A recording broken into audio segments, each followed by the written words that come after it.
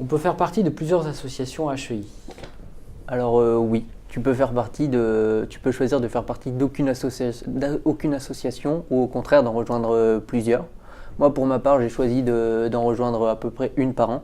Mais il y a des élèves qui s'impliquent énormément, qui sont dans 3-4 associations en tant que membres ou même avec des responsabilités plus ou moins importantes. C'est possible de combiner le tout, d'être à la fois juste membre d'une association sportive et d'être président d'une autre association et d'être responsable d'une association solidaire. Tu as dit que tu faisais partie d'une association par an. Oui. Comment ça se fait? Tu changeais à chaque fois? Oui, on peut changer d'une année sur l'autre, choisir de s'impliquer.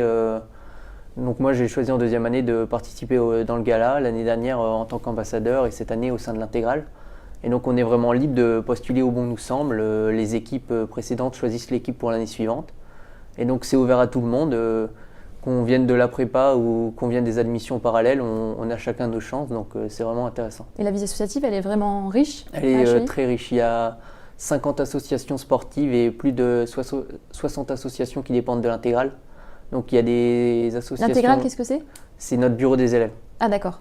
Et donc il regroupe un bureau des arts, un bureau solidaire, un bureau événementiel et services et un bureau entrepreneuriat et technologie. Donc il y avait vraiment des associations qui touchent à tout, de la photo à la robotique en passant par le gala et une équipe qui va aider à Madagascar par exemple. Et ça sert à quelque chose après dans son recrutement, dans le futur métier, d'avoir fait partie d'une association? Je pense que c'est un des points essentiels. Déjà nous c'est un passage obligé dans l'école de prendre des responsabilités au sein d'une association.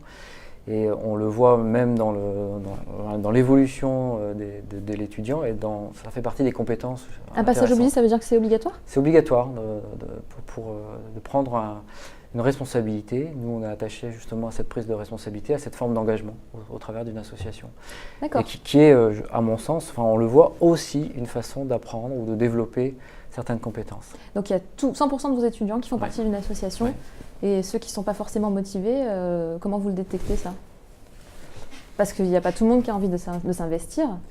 Après, je pense qu'il y a une vraie variété dans les associations, parce qu'on a des associations Par exemple, faites-nous rêver, qu'est-ce qu'il y a comme association un peu atypique?